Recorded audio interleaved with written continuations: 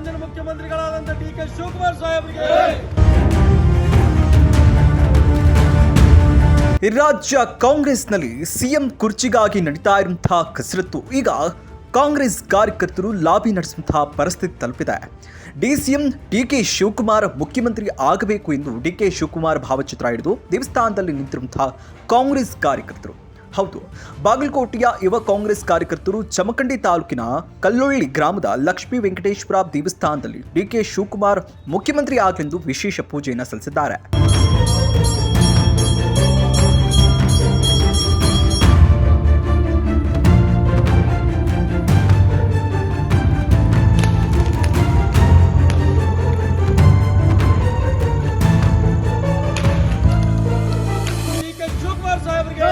ಕರ್ನಾಟಕದ ಮುಂದಿನ ಮುಖ್ಯಮಂತ್ರಿಗಳಾದಂತ ಡಿ.ಕೆ. ಶಿವಕುಮಾರ್ ಸಾಹೇಬರಿಗೆ.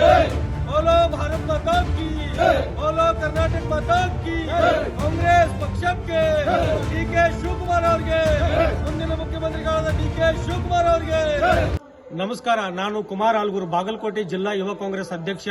ಏನು ಇವತ್ತು ಜಮಖಂಡಿಯ ಪುರಾತನವಾದ ಪ್ರಸಿದ್ಧ ದೇವಾಲಯವಾದ ಕಲ್ಲಳ್ಳಿ ವೆಂಕಟರಮಣ ದೇವಸ್ಥಾನಕ್ಕೆ ನಾವು ಇವತ್ತು ಬಂದಿದ್ದು ಕಾರಣ, ಈ ರಾಜ್ಯದ ಮುಖ್ಯಮಂತ್ರಿಗಳಾಗಿ ಡಿ.ಕೆ. ಶಿವಕುಮಾರ್ ಅವರು ಏನು ಆಗಲೆಂದು ಇವತ್ತು ನಾವು ಅನೇಕ ಅಭಿಮಾನಿಗಳು, ಕಾರ್ಯಕರ್ತರು ಶಿವಕುಮಾರ್ ಸಾಹೇಬರು ಈ ರಾಜ್ಯದ ಮುಖ್ಯಮಂತ್ರಿಗಳಾಗಲಿ ಎಂಬ ಆಶಯದಿಂದ ಡಿ.ಕೆ. ಶಿವಕುಮಾರ್ ಅವರ ಫೋಟೋಕ್ಕೆ ಪೂಜೆ ಮಾಡಿಸಿ, ಹಾಗೆ 1001 ತೆಂಗಿನಕಾಯಿಗಳನ್ನು ಒಡಿಸಿ ಇವತ್ತಿನ ದಿನ ನಾವು ದೇವರಿಗೆ ಬೇಡಿಕೊಂಡಿದ್ದೇವೆ.